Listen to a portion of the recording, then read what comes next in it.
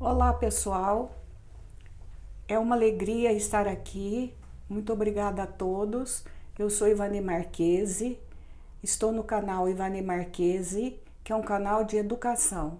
Mais uma educação para uma cidadania cósmica. É aquela que é solidária com o planeta Terra e todos os seres que aqui estão. Minerais, vegetais, animais, hominais, os seres chamados devas ou anjos, e também num sentimento de fraternidade com outros mundos habitados. A pluralidade da existência foi tratada no módulo 1, nas lives que antecederam a esta.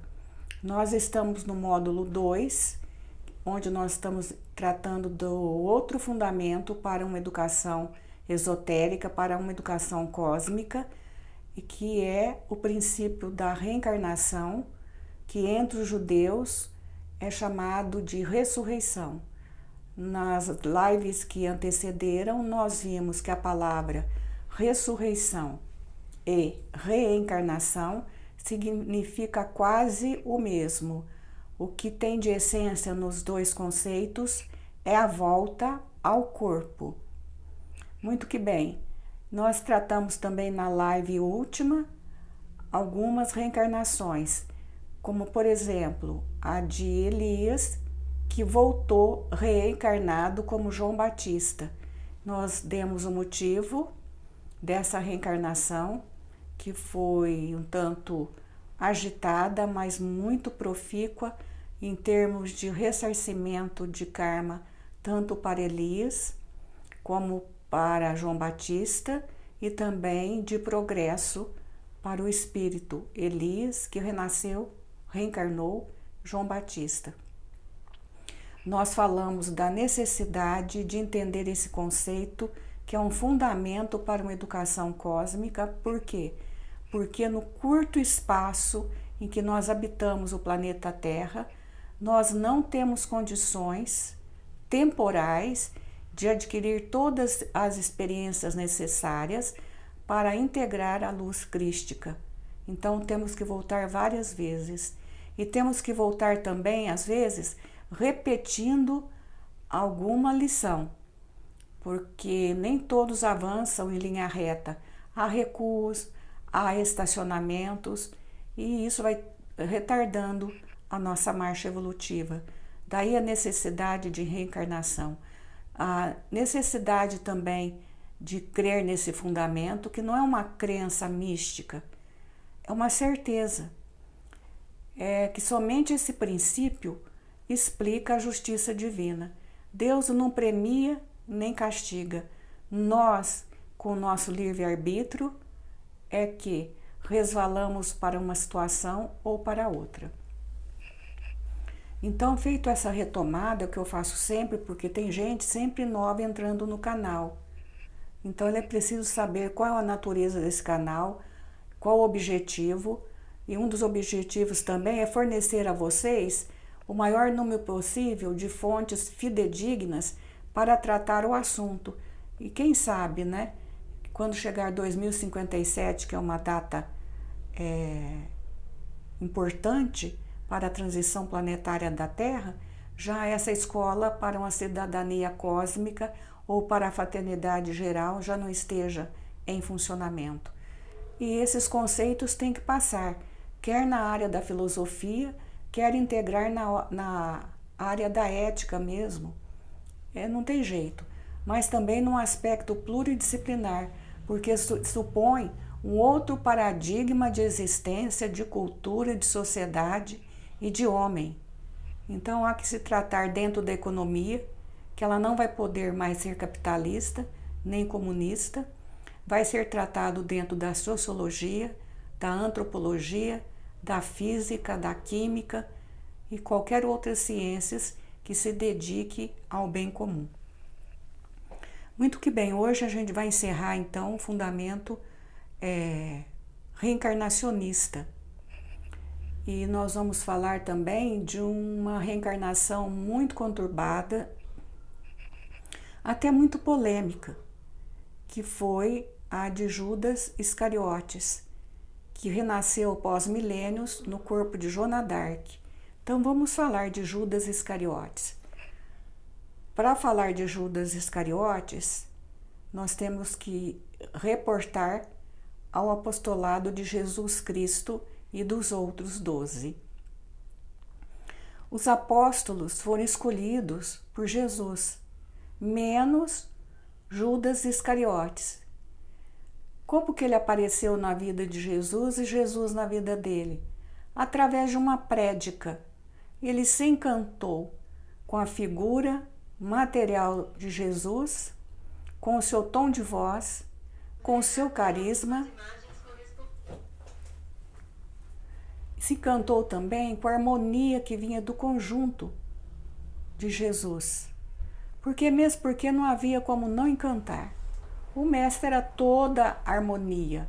Era uma beleza que não se explicava, embora haja controvérsia quanto à imagem física de Jesus. O Ocidente o traz como um homem loiro, dos cabelos cor de trigo maduro. Já outras pesquisas, mais mesmo no próprio tipo físico de um palestino, de um judeu. Mas isso pouco importa. Importa é que Judas se encantou com as prédicas. Jesus falava de um reino onde haveria paz, justiça, bem-aventurança. E ele observou, Judas era de uma família de comerciantes, a família de Iscariotes. Não se sabe se Iscariotes significa os filhos de alguém assinando Iscariotes ou de uma localidade de comerciantes chamada Iscariotes. Enfim, Judas Iscariotes. E ele sonhava com tempos de maior justiça em que o invasor romano seria expulso. E os sermões de Jesus, ele levava para esse lado, mesmo porque Jesus sempre falava em parábola, e a parábola se entende do lugar onde está evoluído. Mas ele era observador e comerciante. Então o que ele notou? Ele notou que havia muita gente seguindo Jesus, mas ninguém pensava em como ia alimentar esse povo. E um dia Jesus, talvez já lendo os pensamentos de Judas, disse a Simão Pedro: precisamos pensar em alimentar essas famílias que tudo deixaram para nos seguir. Ele se apresentou, falou: olha, eu tenho essa pequena bolsa e eu vou guardar as economias que, se o Rabi permitir, eu vou guardar aqui para a causa do nosso reino. Jesus respondeu muito gravemente: sim, a bolsa é pequena, mas cuidado para não sucumbir ao peso dela. Então Judas se fez contador do grupo. Com licença. Ele cuidava das finanças. E certa feita, ele foi atacado por 3 salteadores. Ele lutou com os 3. Ele não era de constituição física avançada. Deixou quase mortos ao chão. E chegou agitado e disse para o grupo: eu fui assaltado, mas acabei com eles e salvei a nossa bolsa. Jesus falou: eles não roubaram nada da bolsa? Não. Nem de você? Não. Então retorna, entrega a bolsa para eles, para alguém que possa curá-los. Aquilo para Judas foi uma gota d'água, porque há muito ele já estava começando a ficar inseguro quanto às habilidades políticas de líder missionário de Jesus. Ele tinha um líder de libertação como se fosse um soldado, um lutador, e não um pastor. Mas contra gosto ele obedeceu. Mas ele ficou muito descontente. O que ele fez? Meditou muito falou: preciso pensar em algum estratagema para que o líder que adormece na alma de Jesus venha à tona. Pensou e descobriu. Ele foi até o Sinédrio pedir dinheiro emprestado para a causa de libertar Israel do jugo romano. E os fariseus lhe deram 30 moedas de prata, que ele gastou mesmo em armamentos e soldo para alguém que quisesse entrar na revolta. Mas a intenção dos fariseus era enredar Jesus. E por que eles estavam irados com Jesus? Porque Jesus começou a fazer como João Batista, ou seja, pregar contra a espoliação de órfãos, viúvas e dos pobres que ocorria nos templos judaicos naquela época.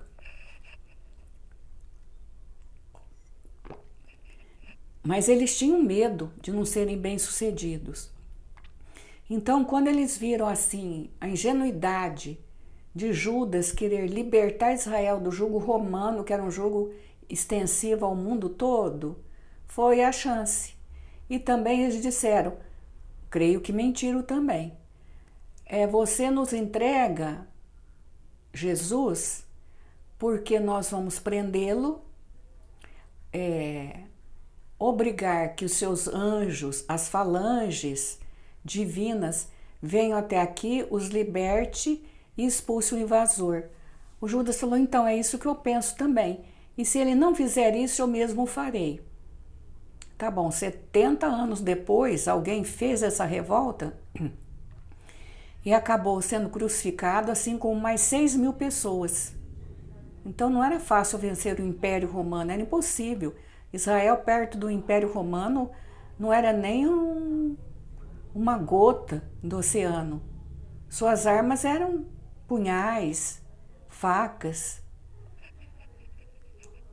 Tudo bem. Aí houve a última ceia, né? Não vou repetir toda aqui a história da Semana Santa. O importante é o seguinte, é deixar claro que Judas não traiu Jesus por 30 moedas de prata. Ele traiu Jesus por um império, que ele achava que Jesus tinha condição de implantar, ou mesmo ele. Ele foi um equivocado político, ele não foi um traidor, mas ele chamou a si uma tragédia tão grande que hoje vocês encontram muita gente chamada Judas. Eu nunca encontrei nenhum. Eu já faz tempo que eu estou perambulando aqui nesse ciclo reencarnatório. Jesus eu já encontrei uns 4. Bom, mas tirando essa curiosidade, aconteceu que na hora da prisão ele já viu que os fariseus, o Sinédrio, que era o conselho de sacerdotes, de doutores da lei, não cumpriram a promessa que fizeram a ele de não maltratar Jesus. Jesus já saiu dali torturado, amarrado, esbofeteado, espancado com caniços, com chicotes, dos mais diferentes tipos e correntes. Foi traído, conforme vocês sabem, e não mais voltou vivo para o mundinho deles, para o conjunto de apóstolos. E o que aconteceu a Judas? Judas, espantado, voltou ao sacerdote e falou, eu não quero as moedas, tá aqui, eu consegui emprestado 30 moedas, porque aquelas eu gastei com armas, e jogou, porque eles não queriam aceitar, porque sabiam que aquelas moedas fora sangue de um justo. Aí os sacerdotes, reservaram essas moedas e compraram um cemitério, porque havia dificuldade para os corpos dos pobres serem enterrados. E Judas, então, procurou se refugiar com a mãe maternal que ele tinha, com a mãe de sangue. Ela não quis, ela o repudiou, porque Jesus era tido como um profeta e ele, na visão deles, e isso aconteceu mesmo, ele traiu Jesus. ele ficou desorientado, os apóstolos começaram a correr dele. O que ele fez? Ele saiu andando. Acontece que quando Jesus foi crucificado, ele foi crucificado num monte, num alto, numa colina.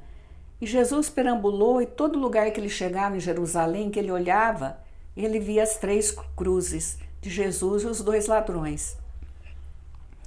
O desespero dele de perceber o erro foi tamanho que ele chegou numa outra colina, subiu ao topo, olhou atrás, lá adiante, lá longe, estavam as 3 cruzes. Ele não aguentou mais. Nesse monte havia uma árvore na qual estava presa uma cabra. O que ele fez?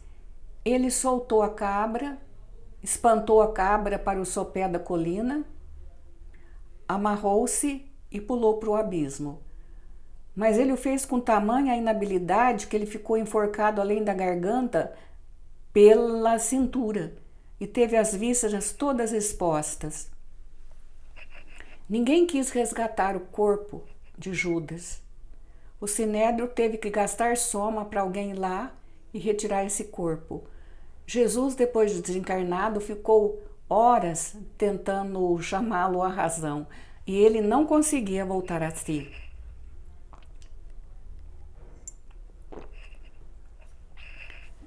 Ele, depois de um tempo muito grande, 1000 anos, ele percebeu uma luz, porque só a escuridão, só a voz que gritava traidor, traidor, assassino. E a luz foi chegando e se transformou num corpo de mulher que ele não conheceu. Aí a mulher falou: eu sou tua mãe, vim te buscar. Sou tua mãe, vim te buscar. E ele falou: mas você não me quis no dia fatídico? Agora de que você vai me servir? Ele era extremamente revoltado. O traço da personalidade de Judas era a insatisfação, era a revolta. Aí essa mulher assumiu uma postura mais jovem e ele reconheceu Maria de Nazaré. Aí ela aconselhou: olha, você é meu filho e o meu filho maior já te perdoou na hora que você o entregou.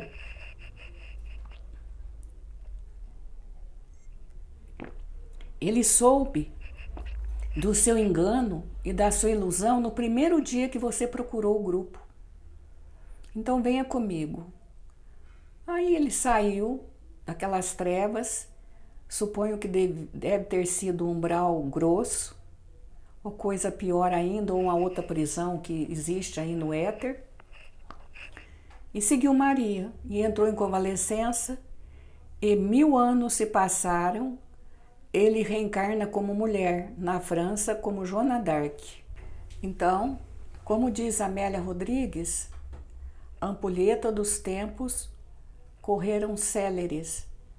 1000 anos, 1405, 401, 431, porque nem ela mesma tinha certeza, reencarna Joana d'Arc, portanto, o século XV, em plena Inquisição. E mais uma polêmica. Desde criança, desde os 9 anos, ela ouvia vozes. Os místicos dizem que ela ouvia as vozes dos anjos, dos protetores. Os estudiosos científicos dizem que era paranoica, esquizofrênica. Não importa, importa a figura que ela teve na história. Aos 15 anos, ela declara à família que ela iria para Paris conversar com o rei Carlos para que ele lhe entregasse o exército, porque fazia 100 anos que a França estava em guerra com a Inglaterra. No meio de uma tremenda peste, porque é onde há morte e não há higiene, a peste. A família não quis, o vigário confessor dela também não, mas ela foi assim mesmo. Olha o traço de personalidade que ela herdou de quando ainda era Judas Iscariotes. Ela se vestiu de homem, cortou o cabelo e foi acompanhada de um irmão e de um primo para Paris. Isso gerou muito, como eu digo, bullying na linguagem de hoje, mas gerou zombarias, descréditos, comentários, preconceitos, porque uma adolescente se vestida de homem de cabelo curto, uma camponesa analfabeta, indo para Paris para falar com o rei. E ela chegava numa porta pedindo para que entrar, para que alguém intercedesse para falar com o rei. Alguns riam, outros a enxotavam, até que um falou: tá bom, eu te porei em contato com o rei, porém você vai identificar por si mesma quem é o rei. Ela falou: minhas vozes me dirão. E assim aconteceu. Alguém falou para ela quem era o rei. Aí o rei, até para se ver livre da importuna presença da quase criança, entregou para ela alguns soldados, armas e uma região para ela ir combater. Há outra controvérsia aí também. Falam que ela nunca pegou em armas, nunca orientou nada, apenas o ânimo, o estímulo da presença de alguém tão militante, tão viva, melhorou o ânimo dos soldados. Por 3 anos ela conseguiu algumas vitórias significativas para a França. Mas aí o clero da época e as autoridades políticas, tanto inglesas quanto francesas, decidiram que não ia dar certo essa liderança de Joana d'Arc entre o exército, que ela tinha que sair de cena. O que eles então fizeram? O mesmo estratagema que o Sinédrio fez em 1000 anos e meio antes. Arquitetou um plano da guarda de Joana no meio de uma ponte em que ela ganharia, eles ganhariam, né? Mais uma batalha para a França, recuasse. E muitos fiéis a Joana falaram: Joana, está correndo um rumor que você vai ser traída, não entre nessa ponte, vamos recuar. Ela falou: não, a ponte não é tão grande assim, nada vai acontecer. Eles entraram na ponte e a maioria dos soldados recuaram, ela se viu sozinha. Sozinha foi aprisionada. Mas qual foi o crime? O de sempre: bruxaria, insublevação, traição, tudo ela suportava. Ela não suportava as baratas da cela, a possível condenação à fogueira e não suportava o estupro, porque de tudo ela teve que passar. Fome, nunca mais tomou um banho.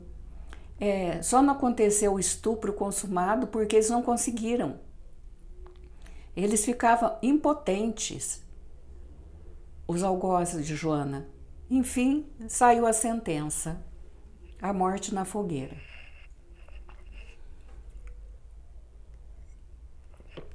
E ela seguiu para a fogueira numa carroça jaula.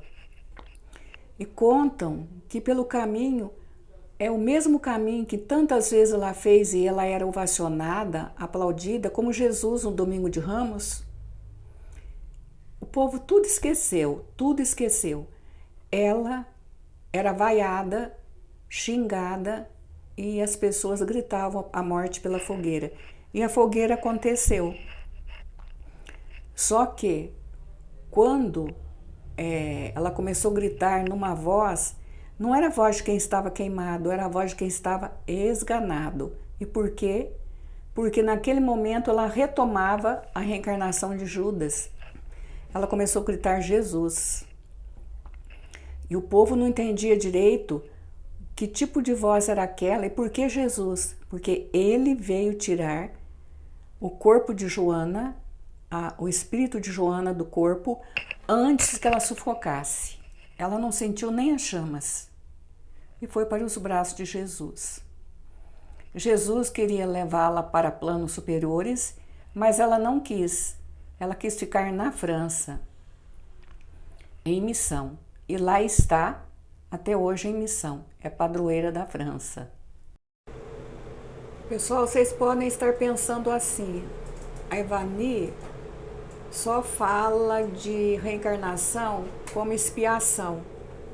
Então eu vou resumir aqui alguns pensamentos agora de reencarnação como missão, como um karma missionário, não só para expiar, mas é para missão, embora uma missão também dolorosa, porque a terra está sobre a égide do sacrifício. Jesus não escapou disso, Judas não escapou disso. Deveria ter tido um traidor, porque estava no planejamento cósmico que isso ia acontecer. Ia acontecer por quê? Para tocar os corações, os espíritos dos empedernidos do tempo de Jesus. Mas não tocou de todos, não. Tem gente repetindo a lição, como eu mesma até hoje. Então, eu vou falar do Tibete, que uns falam Tibete, eu falo Tibete. O T é mudo. O Tibete, geograficamente, ele sempre pertenceu à China. E ele é considerado um santuário, porque suas altas colinas favorecem a concentração mental, a elevação espiritual, e muitos avatares vão até lá para meditar, para se encontrar com as energias que sempre nas alturas são mais refinadas. Nas baixadas, vocês não veem templos construídos. Templos, mosteiros, são construídos onde? Em colinas. Assim era o Tibete. Em 1950, o Tibete tinha 6.000 monastérios budistas, o budismo tibetano. E o budismo foi oficializado no Tibete no século VII ou VI antes de Cristo. E é interessante o governo do Tibete, porque agora o governo do Tibete está na mão dos chineses socialistas. É um governo religioso. Como é que escolhia? Aquele que era escolhido, ele ficava até morrer no governo. Quando ele morria, ficava o cargo interinamente ocupado por algum líder capacitado espiritualmente, porque era o Dalai Lama. Dalai Lama significa oceano de sabedoria. O 7º Dalai Lama previu a queda do Tibete. E ele disse assim: quando os pássaros forem de aços e os cavalos voarem, o Tibete seria dissolvido. E isso aconteceu em 1950, quando a China, por interesse econômico, que ela tem um socialismo que é, na verdade, um capitalismo voraz, percebeu que o Tibete, a sua região, era muito rica em minérios. Resolveu invadir o Tibete, acabar com aquela cultura, aquela sociedade, religião altamente refinada, com outro sistema mesmo de organização social. Por isso que eu digo, precisa de um novo paradigma, quer de direita, quer de esquerda, nenhum desses paradigmas servem, porque atrás de cada um desses paradigmas está a palavrinha ganância. Infanticídio, genocídio. Então tem que mudar mesmo, a Terra tem que amadurecer, chega de repetir a lição. Em 1950 houve a invasão do Tibete, o Dalai foi preso, do presídio ele escapou e foi para o exílio e conseguiu ser seguido por milhares de pessoas, porque o Tibete foi invadido por armas e um exército de 88.000 pessoas. Arrasaram os templos, hoje são apenas 12, 600 no mundo inteiro. Por quê? porque fugindo, o Dalai Lama teve cuidado de colocar os seus sacerdotes em várias partes do mundo. Então houve muito derramamento de sangue, muito genocídio, muita tortura, muita maldade, muita dissolução dos valores mais queridos do budismo. Não se fala mais em religião no Tibete, mas se fala no norte da Índia, onde o budismo se instalou, no Butão, onde o governo ainda é budista, ou passou a ser budista, e em outras partes do mundo, inclusive no Brasil e nas Américas. Então, qual que é o karma do Tibete? Por que o Tibete sofreu tanto a ponto de não ser mais uma nação? Ele não é mais uma nação. Ele não é nem mais um povo. Ele é um conjunto de missionários, justamente porque a missão era se espalhar pelo mundo. E eles vão ser agora de suma importância, né, como fundamento reencarnacionista, como fundamento de fraternidade, onde eles estiverem. E isso tudo aconteceu na 17ª dinastia do atual Dalai Lama.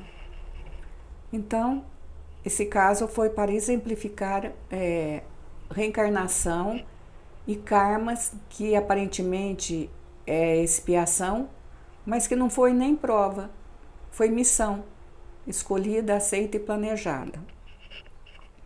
Aí também vocês estão pensando o seguinte: Ivani, mas é sempre assim? É só indícios antigos, só conhecimentos adquiridos via intuição, com o terceiro olho? Não, não é assim não. Há um canadense falecido em 2007, chamado Ian Stevenson. Seria interessante ler os livros dele. São casos e mais casos de reencarnação pesquisada, com rigor científico. E o que é mais interessante, talvez seja interessante também se alguém se dispuser a pesquisar o site da Universidade Federal de Juiz de Fora, em Minas Gerais, que tem um curso lá chamado Espiritualidade e Saúde. Eles estão se propondo, desde 2020, a estudar a reencarnação. Então, são caminhos de esperança mesmo para quem pretenda uma educação cósmica, quem pretenda afirmar os fundamentos de uma educação cósmica. E hoje eu fico por aqui. Muito obrigada. Amo estar com vocês. Muitas luzes. E eu falo algumas vezes como falava Paulo: andai como os filhos da luz, porque aquele que anda imprime sinais por onde passa. Obrigada. Gratidão.